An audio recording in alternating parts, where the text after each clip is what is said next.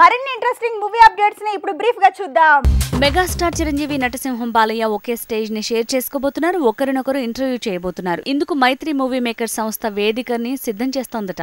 వాల్తేరు వీరయ్య వీరసింహారెడ్డి రెండు సినిమాలు సంక్రాంతికి ఒకరోజు తేడాతో రిలీజ్ కాబోతున్నాయి. అయితే ఒకే బ్యానర్ లో వస్తున్న ఈ రెండు సినిమాల ప్రమోషన్ కోసం ఇద్దరు సీనియర్స్ ని యాంకర్స్ గా మారుస్తున్నారట. చిరుని బాలయ్య, బాలయ్యని చిరు ఇంటర్వ్యూ చేయబోతున్నాడట.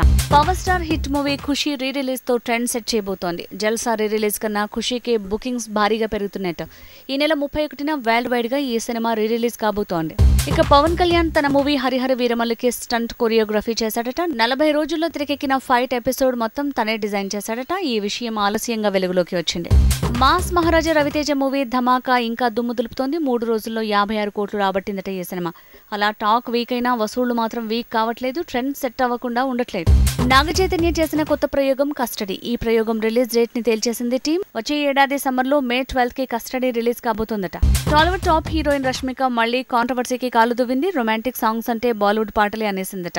సౌత్ లో మసాలా సాంగ్స్ తప్ప రొమాంటిక్ సాంగ్స్ ఉండవనటంతో సోషల్ మీడియాలో ట్రోలింగ్ పెరిగిందట. తమిళ movie Ponniyin Selvan part 2 release కి రెడీ అయింది. వచ్చే ఏడాది సమ్మర్ లో సందడి చేయబోతోంది. ఏప్రిల్ 28కి ఈ సినిమా వరల్డ్ వైడ్ గా రాబోతోంది.